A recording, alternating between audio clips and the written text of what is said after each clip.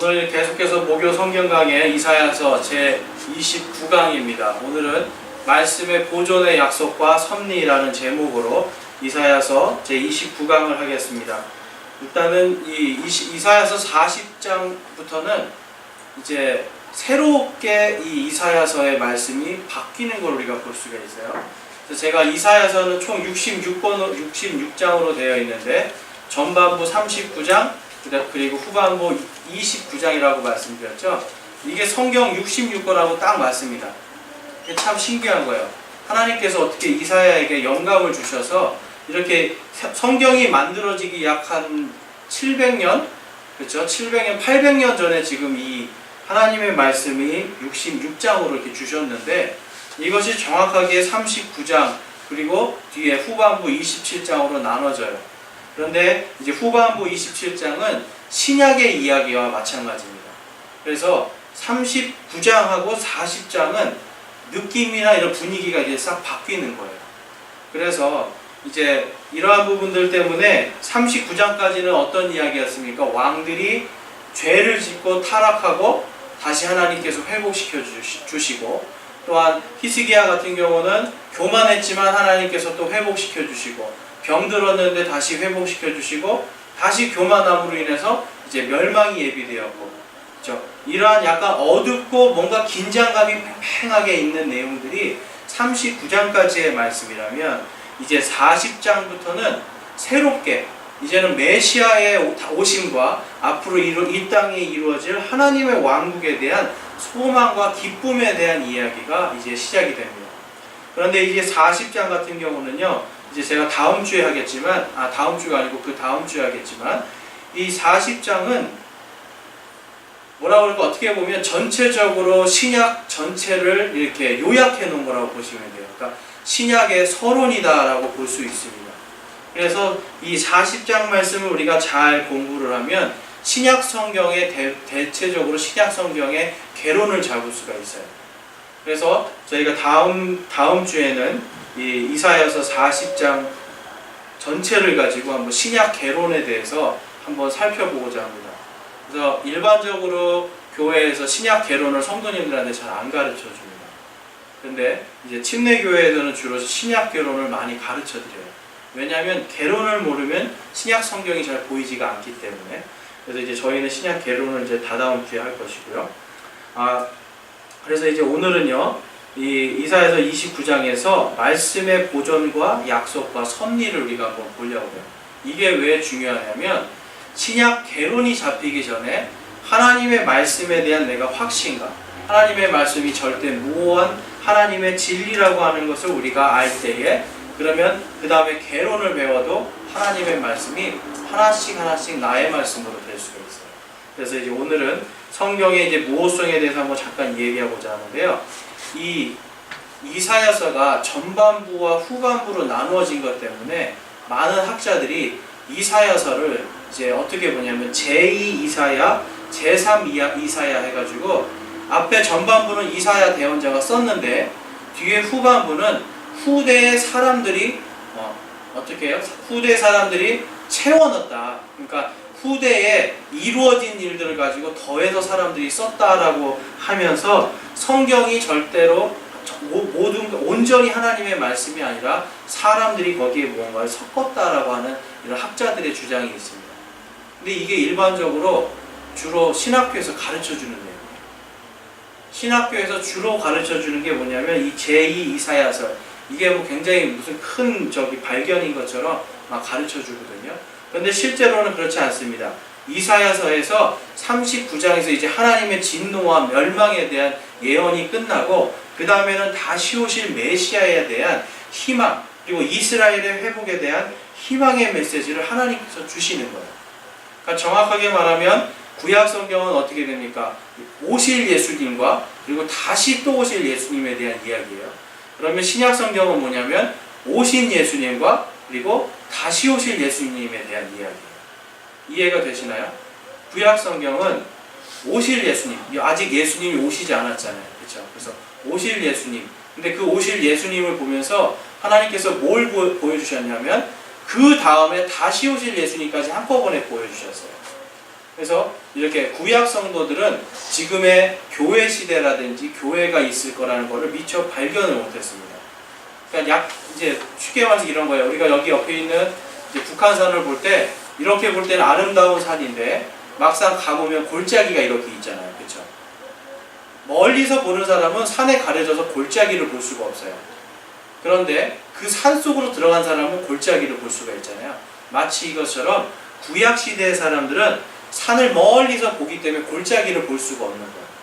그런데 신약 성도들은 지금 산 위에 올라가서 골짜기도 보고 그 다음 넘어가야 되는 산도 보는 거예요. 그러니까 이 하나님의 말씀을 이 이사야서 66장을 전체를 통해서 하나님께서는 그 말씀의 그 사이에 있는 골짜기 속의 구약의 성도들이 보지 못하는 것까지 지금 한번 보여주시는 거다. 이렇게 보시면 좋겠습니다. 그래서 성경이 66권으로 만들어진 걸 우리는 정경화가 됐다라고 이야기합니다. 정경. 그래서 이것을 정경이라고 하는 거예요. 뭐냐면 성경이 정확하게 66권으로 정해졌다라는 뜻입니다. 그래서 이 66권으로 정경이 있고, 그 다음에 이 가톨릭에 가면은 그 외경이라는 게 있죠. 외경과 위경이라고 해서 지금 개신교에서는 받아들여주지 않는 여러 가지 다른 것들을 이제 섞었습니다. 그래서 신약과 구약 중간 사이에 있는 마카비라고 하는 그 마카베오라고 하는 그런 책이 있고요. 또 그 중간에 다른 것들이 이제 외경과 위경 이러한 것들이 들어있습니다. 뭔가 좀 더 신비롭고 이렇게 환상적인 이런 이야기들이 좀 많이 들어있는데 개신교회에서는 그걸 받아들여주지 않습니다.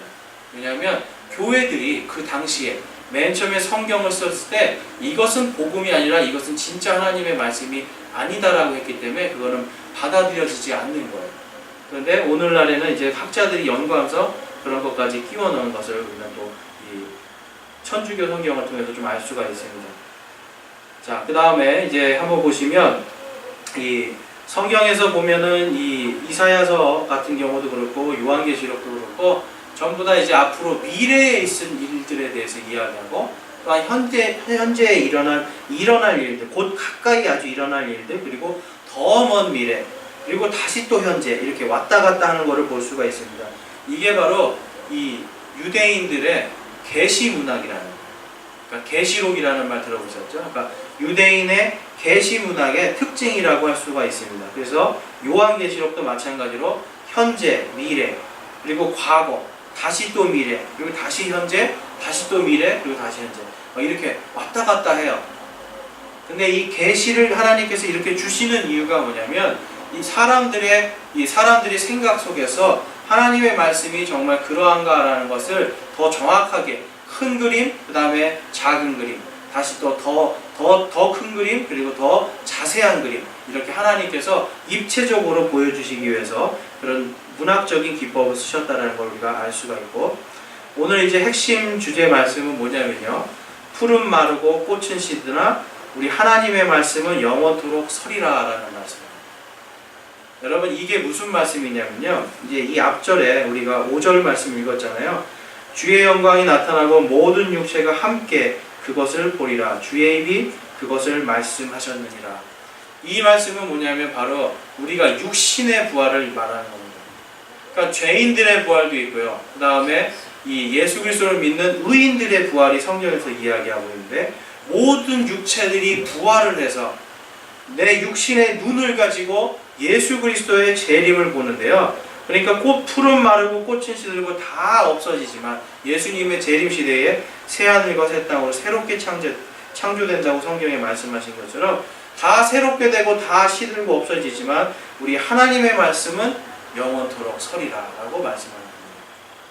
이것에 대해서 이제 우리는 오늘 하나님의 말씀의 보존의 섭리에 대해서 한번 살펴보고자 합니다. 여러분, 하나님의 말씀이 곧 바로 예수 그리스도예요. 그래서 요한계시록 19장 13절 말씀 그 2페이지 한번 보시겠습니다. 2페이지에 보시면 요한계시록 19장 2페이지가 아닐 것 같습니다. 여러분들 성경 가지고 계시면은 요한계시록 19장 13절 1페이지입니다. 또 그분께서 피에 담근 옷을 입으셨는데 그분의 이름은 하나님의 말씀이라 불리느니라 라고 이야기하죠. 우리 마태복음 24장 35절 말씀 1페이지입니다. 죄송합니다. 우리 함께 읽어보겠습니다. 하늘과 땅은 없어지겠으나 내 말들은 없어지지 아니하리라. 아멘. 영어로 보면 여기에서 내 말들은 뭐냐면 단어 하나하나를 말씀하시는 거예요. 단어 하나하나. 그래서 우리는 성경이 완전하신 하나님 말씀, 무한 하나님의 말씀이다 할 때는 안에 있는 내용이 무엇하다라고 믿는 사람들이 있고, 그 다음에 일반적으로는 축자 영감이라고 해서 하나님의 이 단어 하나하나가 무엇하다라고 말씀을 이제 믿는 거예요. 그래서 축자 영감이라는 걸 저희는 믿는데 뭐냐면 예수님이 말씀하신 것처럼 내 말들이잖아요. 내 말이 아니고 내 말들, 영어로는 word라고 해서 단어들이에요. 내 단어 하나하나들이 없어지지 아니하리라고 말씀하신 거예요. 그렇기 때문에 우리가 하나님의 말씀을 볼 때 이 단어 하나하나가 주는 생명력, 단어 하나하나가 주는 하나님의 능력이 엄청나다는 걸 볼 수가 있습니다. 그런데 많은 사람들이요, 단어가 중요하지 않다라고 얘기해요.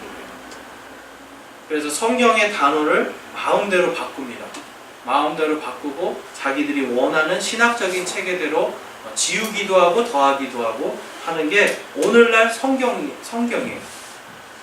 자, 여러분, 그래서 이제 보면 저기 이제 말씀의 보존 5번 말씀에 보면 5번에 보면 하나님께서 이것처럼 우리 예수님을 통해서 구약과 신약의 모든 말씀을 보존해 주시겠다고 지금 약속을 하셨잖아요. 내 말들은 없어지지 아니하리라. 그래서 지금 현재는 구약의 히브리어, 아람어 원문, 그리고 신약의 그리스어 원문이 존재하진 않습니다. 그렇지만 수많은 필사본들이 존재를 해요. 이 필사본들이 존재하는 이유는 뭐냐면 예수님의 이 말씀, 하늘과 땅은 없어지겠으나 내 말들은 없어지지 아니하리라 라고 하는 이 말씀을 성도들이 지키면서 하나님의 말씀을 지켜왔습니다. 수천 년 동안. 그래서 지금 현재는 5천여 개의 사본들이 있고요. 그 사본들을 바탕으로 지금 여러분들이 갖고 계시는 킹제임스 성경이 이제 완성이 돼요. 그리고 하나님의 말씀의 보존의 섭리가 이제 완성되었습니다. 그런데 그 외에 다른 성경들, 이제 개역 한글 성경, 무슨 또 그 다음에 세번역, 현대인의 성경, 그러니까 킹제임스 성경을 제외한 나머지 다른 성경들은 전부 다 50개 정도 되는 사본들, 바티칸 사본으로 만들어진 성경들이에요. 그러다 보니까 성경에 많은 구절들이 빠지고, 그 다음에 제롬이라고 하는 사람이 약 한 7만 개 정도의, 죄송합니다. 17,000개 정도의 단어를 이제 바꿨거든요. 바꾸고 지우고 한 그 성경을 가지고 또 새롭게 만든 성경들. 자, 그러한 성경들을 지금 이제 일반적으로 모든 교회들이 쓰고 있습니다. 그래서 여러분 이 하나하나를 우리가 이제 다 볼 수는 없지만 거기에서 제가 특별히 이제 개역 한글 성경하고 킹제임스 성경을 제가 좀 이제 몇 가지만 좀 이제 나누어 가지고 비교를 좀 하려고 합니다. 거기 도표에 보시면 개역 한글 성경하고 킹제임스 성경 비교라고 되어 있습니다. 그래서 여러분 단어 하나가 바뀌면 교리가 바뀌는 거예요. 이게 굉장히 무서운 거거든요. 그래서 단어 하나가 바뀌면 교리가 바뀐다.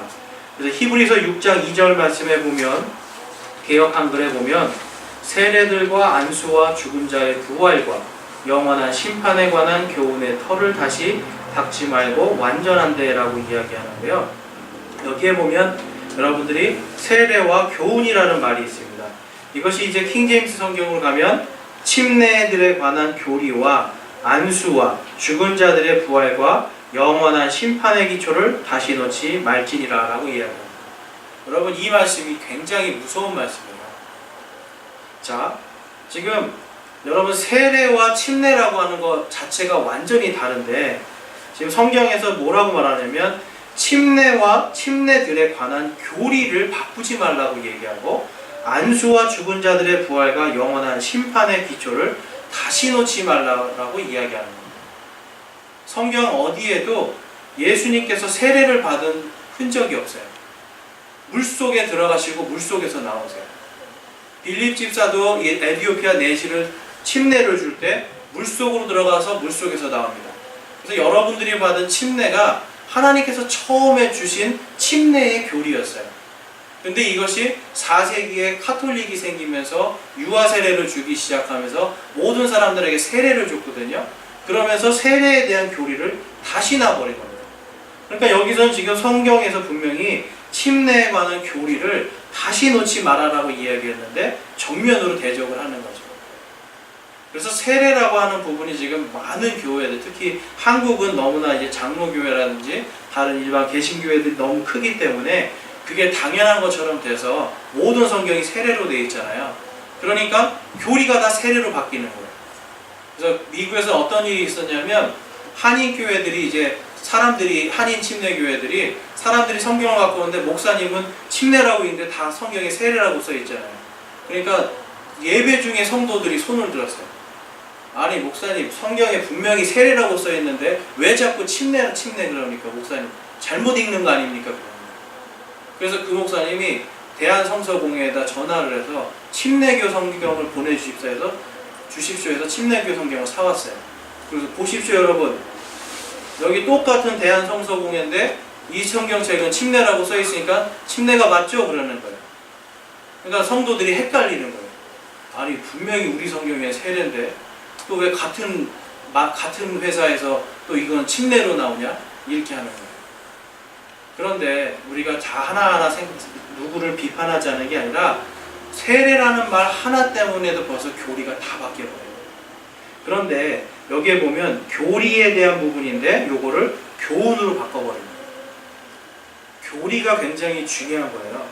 교훈은 우리가 받아들여도 되고 안 받아들여도 되는 게 교훈입니다. 사실. 그렇죠.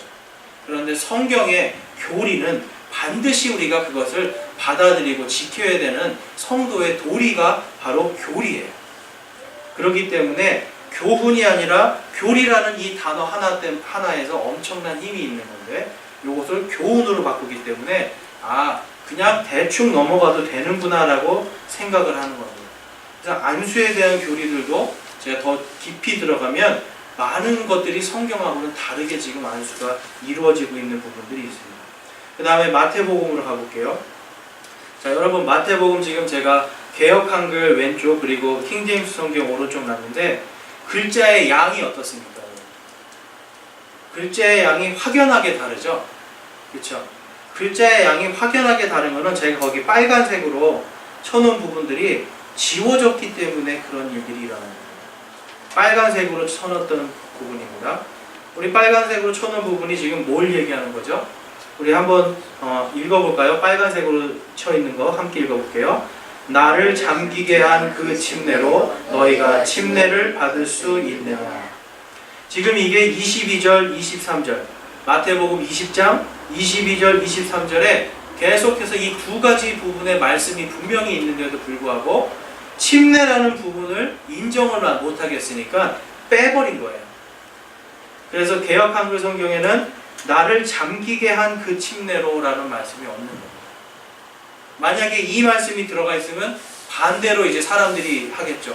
아니 목사님 여기 분명히 나를 잠기게 한 세례로 너희가 세례를 받을 수 있겠느냐 했는데 왜 물을 뿌립니까? 라고 반문을 할 수 있겠죠. 그런데 교리적으로 맞춰야 되니까 이거를 빼버린 거예요. 그래서 여러분들이 이제 그동안 수십 년 읽어보신 그 성경에는 이 부분이 지금 삭제되어 있는 말씀을 읽으시는 거예요. 그래서 거기에 보면 분명히 나를 잠기게 한 그 침례로 너희가 침례를 받을 수 있느냐 이 부분은 5,000개가 되는 사본에 다 써 있는 말씀입니다. 근데 50개의 사본에는 없긴 없어요. 자, 그럼 5,000대 50이에요. 그러면 1%만 이 말씀을 지워버렸다는 소리예요. 그렇죠. 그럼 나머지 5,000개가 이 말씀을 지지한다면 어떤 말씀이 진짜입니까? 5,000개의 말씀이 지지하는 이 말씀이 진짜입니다. 그래서 히브리서 6장에 침례들에 관한 교리 다시 놓지 말라고 했는데 성경 말씀을 지워서까지라도 다시 놓는 것을 우리가 성경을 통해 볼 수가 있습니다. 다음엔 요한일서로 가겠습니다. 요건 아주 굉장히 중요한 건데요. 기독교의 핵심 교리 중에 하나는 뭐냐면 삼위일체 하나님이에요. 그렇죠. 삼위일체 하나님인데요. 요한일서 5장 6절에서 8절 우리 개역 한글 성경 분량하고 그 다음에 킹제임스 성경 분량하고 비교해 보세요. 글자 차이가 많이 나죠. 왜 그렇습니까? 제가 거기 빨간색으로 쳐놨습니다. 빨간색으로 쳐놓은 부분 한번 같이 읽어보겠습니다. 우리 킹제임스 성경에 있는 부분. 하늘에 증언하는 세 분이 계시니 곧 아버지와 말씀과 성령님이시라. 또 이 세 분은 하나이시니라. 자, 삼위일체 하나님에 대한 교리가 정확하게 나와 있어요. 이거는 5,000개의 사본이 다 증명을 하는 부분이에요. 그런데 삼위일체를 굉장히 중요하게 여김에도 불구하고 이 삼위일체 교리를 부인하는 사람들이 이 부분을 지워버렸습니다. 그러면서 어떻게 하냐면 8절에 있는 말씀, 아닙니다. 6절에 있는 말씀을 반으로 자른 거예요. 6절에 있는 말씀 반으로 잘라서 이 킹제임스 성경 6절 한번 보시면 증언하신 이는 성령이시니 이는 성령께서 진리시기 때문이라를 이 개역 한글에서는 7절에 넣어버린 거예요. 그러니까 6절을 반으로 잘라서 7절으로 만들고 원래 있는 삼위일체 하나님에 대한 교리가 있는 요 7절 말씀은 지워버린 거예요. 삭제해버렸어요. 그러다 보니까 수많은 특별히 이 하나님의 성경의 말씀이 오류가 없다라고 믿는 사람들을 공격할 때 항상 이 이슬람이라든지 그런 무신론자들이 이야기하는 게 성경 어디에 삼위일체 하나님의 교리가 있냐라고 이야기해요. 그리고 심지어는 안식일 교인들도 성경 어디에 삼위일체 하나님 교리가 있냐 이렇게 공격을 해요. 왜 그런 현상이 벌어지냐면 바로 이 삭제된 성경을 가지고 보기 때문에 그래요. 삭제된 성경을 보면서 너네들 봐라, 성경에는 어디에도 삼위일체 교리가 없는데 요거는 가톨릭에서 지어냈기 때문에 믿을 수가 없다, 이제 이렇게 막 얘기를 해요. 그런데 여러분 보시면 7절 말씀에 정확하게 하늘에 증언하는 세 분이 계시니 곧 아버지와 말씀, 예수님이죠. 말씀이신 예수님, 그리고 성령님이시라. 또 이 세 분은 하나이시니라 라고 말씀하면서 삼위일체 교리를 정확하게 우리에게 보여주고 있습니다. 자, 그 다음에 디모데후서 3장 16절로 가보겠습니다.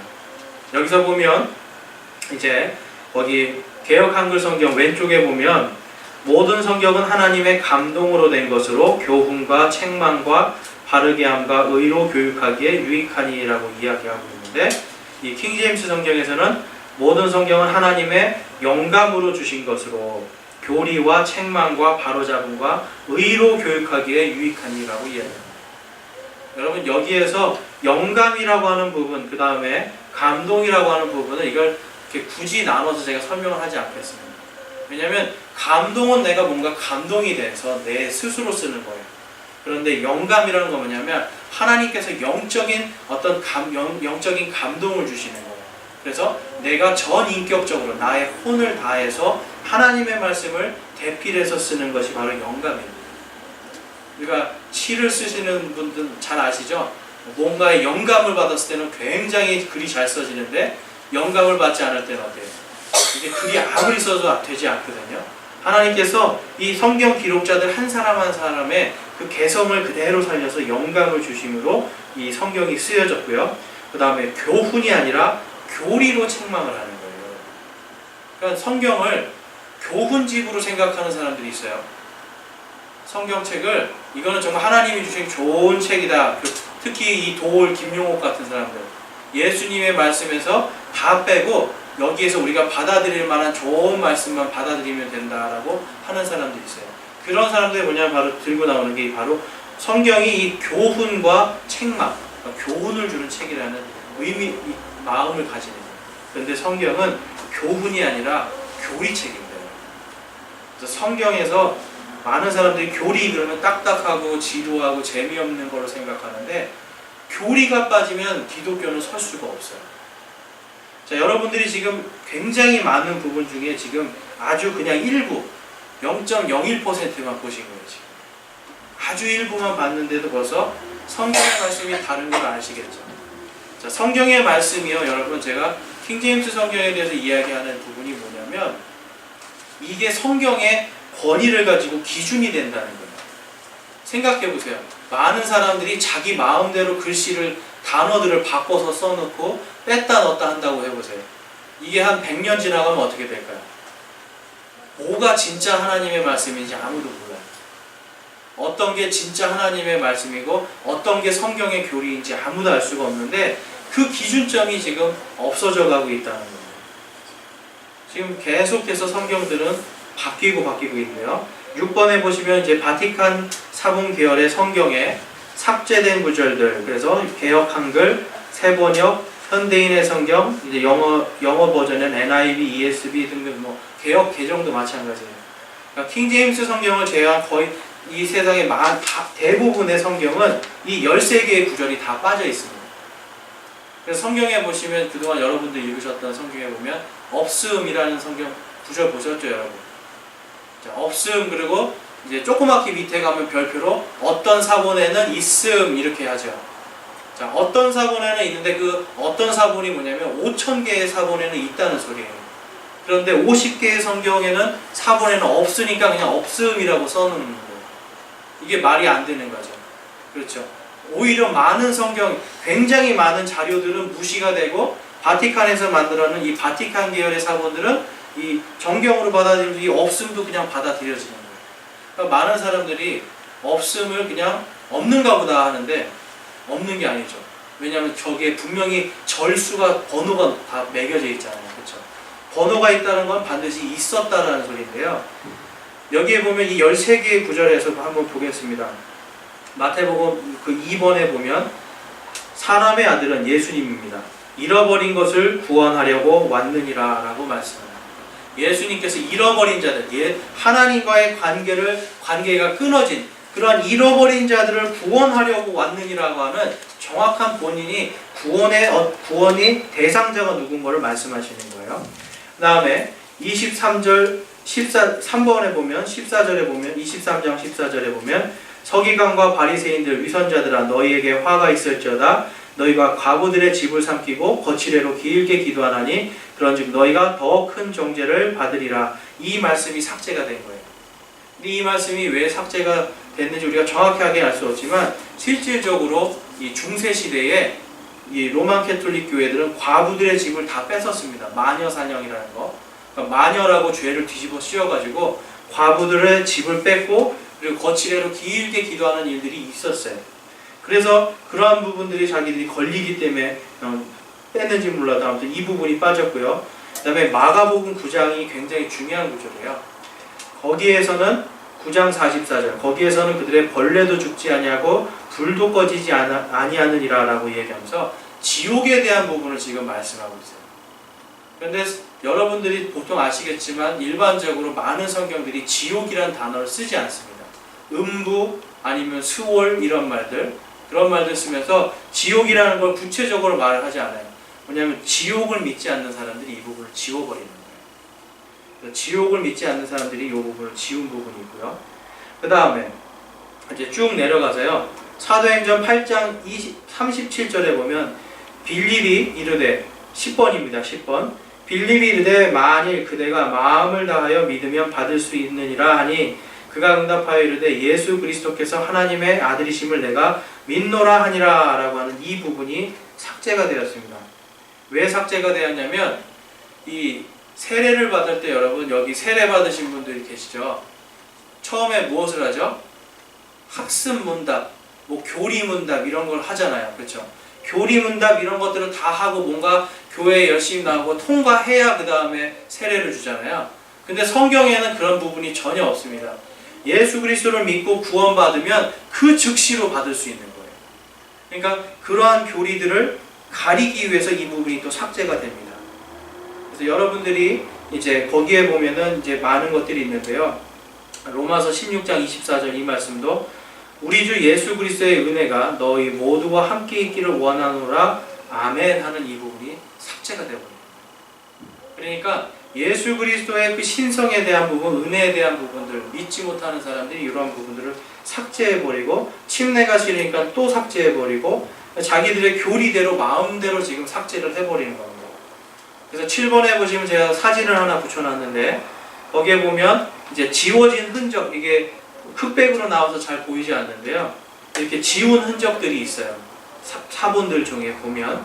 그래서 이러한 것들을 봤을 때 우리는 지금 가지고 있는 성경에 대해서 한 번쯤은 깊이 생각해 봐야 된다는 겁니다. 우리가 과연 어떤 성경을 교회에서 과연 권위 있는, 최종 권위로 내세울 수 있는 성경을 우리가 갖고 있어야 하는지, 그것을 우리는 늘 생각해 봐야 되는 것입니다. 이제 이런 식으로 나가면 앞으로 50년, 100년 뒤에는 단어들이 다 바뀐 성경들이 나와요. 단어들이 다 바뀌는 성경. 그러니까 현대인들에 맞춰가지고 성경을 만들거든요.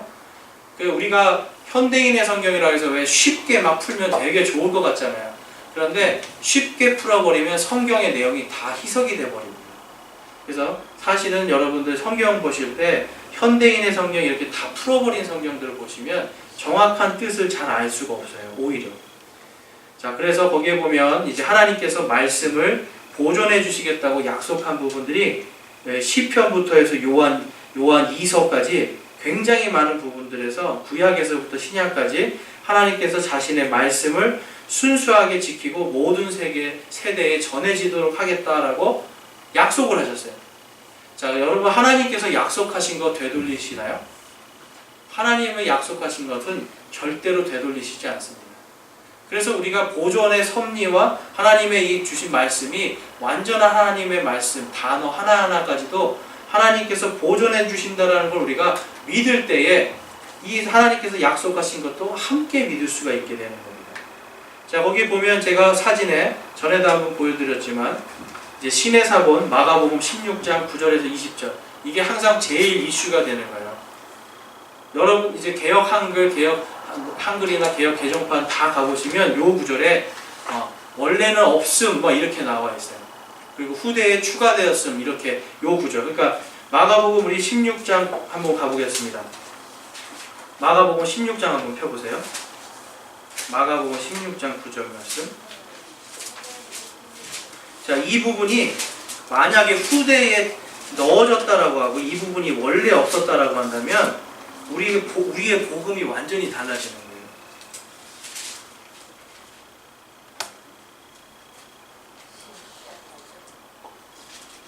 16장 9절입니다. 마가복음 16장 9절에 가면 이제 9절에서는 막달라 마리아에 대한 이야기가 나오고요.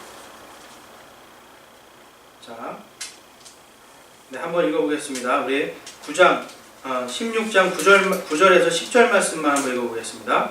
이제 예수님께서 주의 첫날에 일찍 일어나신 뒤에 전에 친히 몸속에서 7 마귀를 내쫓아 주신 막달라 마리아에게 처음으로 나타나시니라.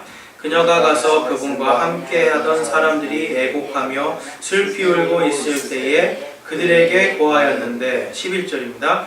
그들은 그분께서 살아계시다는 것과 그녀에게 보이셨다는 것을 듣고도 믿지 아니하니라. 성경에서 제일 중요한 부분이 뭐냐면 예수 그리스도의 부활입니다. 그런데 많은 사람들이 뭐냐면 이 마가복음이 굉장히 빠른 시대에 쓰여졌기 때문에 마태복음이나 누가복음, 요한복음보다 더 앞서서 쓰여진 성경으로 알고 있고, 그렇기 때문에 이것이 굉장히 기초가 된다고 보는데요.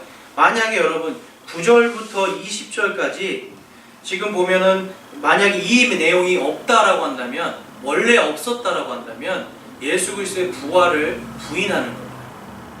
그러니까 예수님의 부활도 없었고요. 그 다음에 제자들에게 나타나시고 이들에게 이제 믿고 침례받는 자는 구원을 받으려니와 믿지 않는 자는 정죄를 받으리라 하는 이러한 하나님께서 주시는 침례의 교리들, 그 다음에 복음에 대한 모든 교리들이 후대에 만들어졌다라고 하는 것에 동의를 할 수밖에 없어요.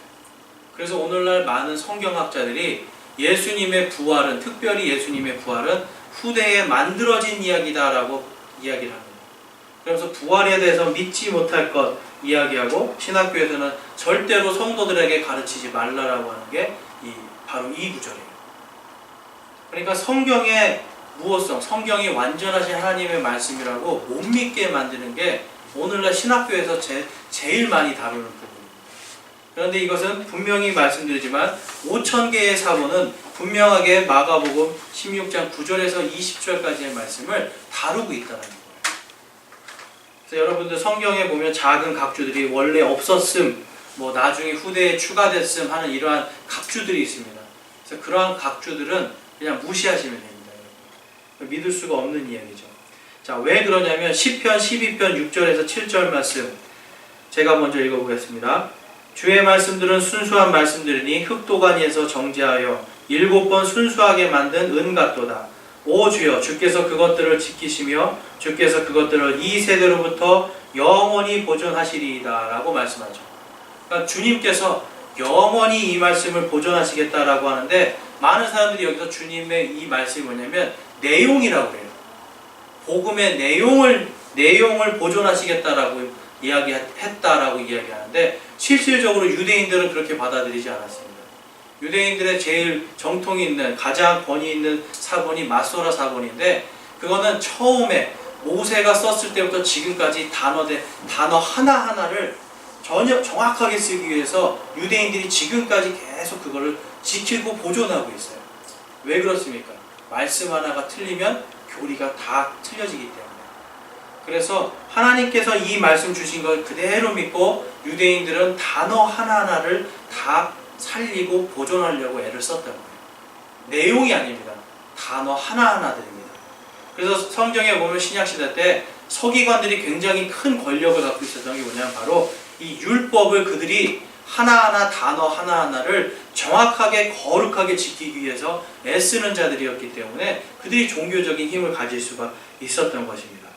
우리 전도서 3장 14절 말씀 우리 함께 읽어보겠습니다. 시작. 내가 알거니와 무엇이든지 하나님께서 행하시는 것은 영원하리라. 그것에 무엇을 더하거나 그것에서 무엇을 뺄 수 없나니 하나님께서 그것을 행하시는 것은 사람들이 자신 앞에서 두려워하게 하려 하심이라. 지금 하나님께서 여기서 뭐라고 말씀하세요?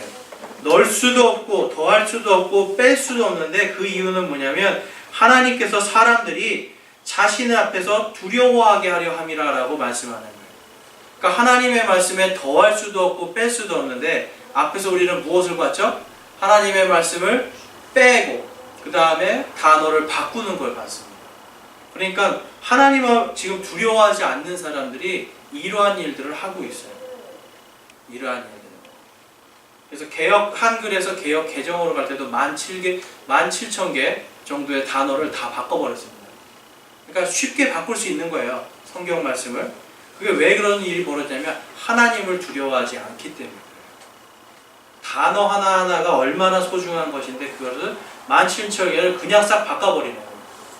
그러면서 개역 한글은 심지어는 한 7,000개 정도는 아주 개약이다, 개약, 아주 몹쓸 번역이다라고까지 이야기를 해요.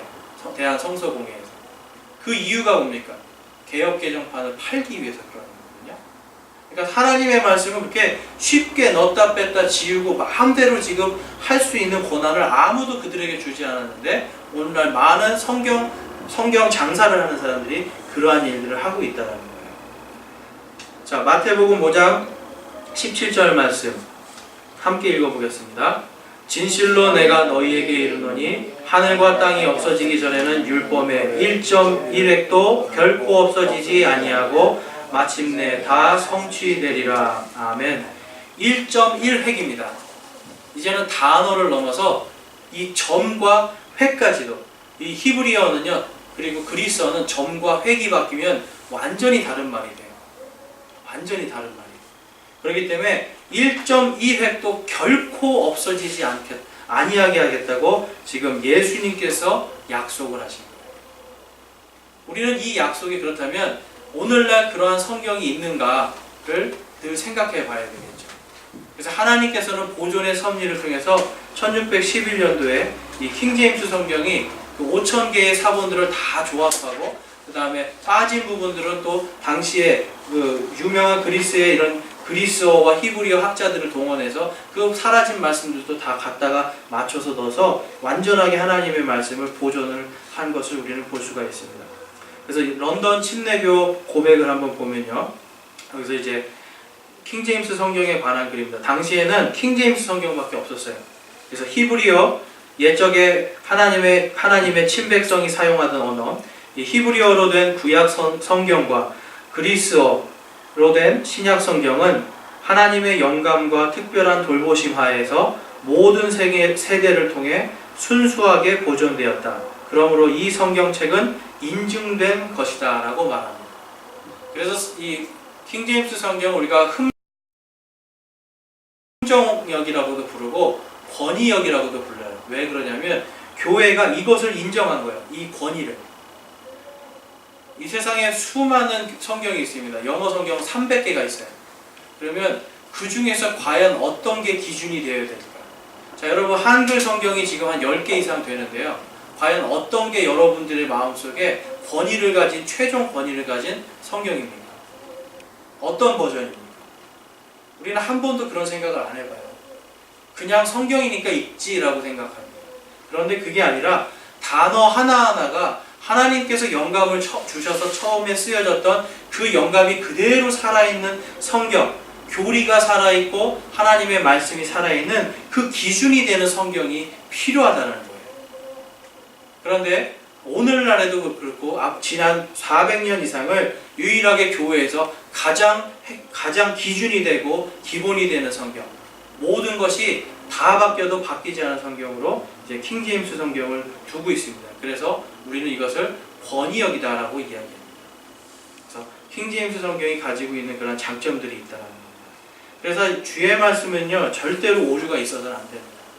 그래서 수천 년 동안요, 여러분 수천 년 동안 예수 그리스도를 믿는 사람들은 이 하나님의 말씀 단어 하나하나를 지키고 보존하고자 하나님의 말씀에 순종해서 오늘날까지 내려왔습니다. 그런데 지금은 많은 성경들이 이제는 아무 기준도 없이 아무런 그 교리라든지 어떤 성경적인 검증 없이 그냥 막 나옵니다. 우리가 대한성서공회를 100% 믿을 수가 없는 거예요. 100% 믿을 수가 없는데 그 사람들에게 왜냐면 아무도 그것을 하라는 권위를 준 적이 없거든요. 교회들이. 자기들이 모여서 자기들이 그냥 만든 단체예요. 그런데 그런 성경을 우리는 아무 생각 없이 씁니다. 하다못해 우리가 문방구에 가서 이 펜을 하나 사도 어떤 게 가장 100원이면 100원, 1000원이면 1000원, 가성비라고 그러잖아요. 1000원짜리 펜 하나가 어떤 게 제일 좋을까를 놓고 고르잖아요. 하다못해 펜 하나도 우리가 제일 좋은 거를 사려고 고르는데 성경에 있어서는 전혀 그렇지가 않다는 거예요. 왜 그러냐면 아무도 그거에 대해서 가르쳐 주지 않았기 때문에 그렇습니다. 그래서 우리가 이 이사야서 40장 말씀 들어가기 전에 제가 성경에 대해서 오늘 말씀을 드렸어요. 그래서 갈라디아서 5장 9절에 보면 작은 누룩 하나가 온 덩어리를 뜨게 하느니라 라고 말씀합니다. 작은 단어 하나가 아무것도 아닌 것 같은데 하나님의 교리에서 어긋난 작은 누룩 하나가 온 덩어리를 다 뜨게 만들어요. 아까 보셨죠? 침례라고 하는 요거를 세례로 바꾸기 위한 그 하나의 교리 때문에 온 성경이 다 수정이 되어버리는 거예요. 왜냐하면 성경은 하나로 통일되게 나가는 스토리가 있거든요. 그래서 여러분 요한계시록 22장 18절에서 19절 말씀 우리 한 절씩 교독하겠습니다. 내가 이 책의 대언의 말씀들을 듣는 모든 사람에게 증언하노니 만일 어떤 사람이 이것들에다 더하면 하나님께서 이 책에 기록된 재앙들을 그에게 더하실 것이요 만일 어떤 사람이 이 대언의 책의 말씀들에서 빼면 하나님께서 생명책과 거룩한 도시와 이 책에 기록된 것들로부터 그의 부분을 떼시리라. 아멘. 하나님을 두려워하고 믿는 사람은 성경의 말씀을 더하거나 뺄 수가 없습니다. 아까 우리 말씀에서 뭐라고 했죠? 전도서 3장 14절에 하나님께서 말씀을 더하거나 빼는 것을 하나님께서 하지 말라는 거죠. 그것을 하나님 금지하셨는데 금지하신 이유가 뭐냐면 사람들이 하나님 앞에서 두려워하게 만들기 위해서. 하나님 말씀 앞에서 우리는 두려운 마음을 가져야 됩니다. 그래서 여러분들에게 이제 이 성경의 보존의 섭리에 대해서 원래는 이걸 하려면 거의 신학교에서 한 학기를 다 다루는 내용. 근데 아주 짧게 여러분들에게 말씀을 드렸습니다. 여러분들이 가지고 있는 성경책이 아무것도 아닌 것 같지만 수천 년 동안 사람들이 하나님의 말씀을 보존하고 하나님의 보존의 섭리를 지키기 위해서 노력해서 지금 오늘날 우리 손에 들어와 있는 겁니다. 그래서 성경 말씀을 여러분들 더 읽을 수 있다는 것, 내가 성경책을 가지고 하나님의 말씀을 볼 수 있다는 것이 얼마나 큰 축복이고 은혜인지를 깊이 생각하시면서 늘 성경과 함께 살아가시고 성경 말씀대로 살아가는 저와 여러분이 되시기를 주님의 이름으로 축원합니다. 네, 기도하시겠습니다.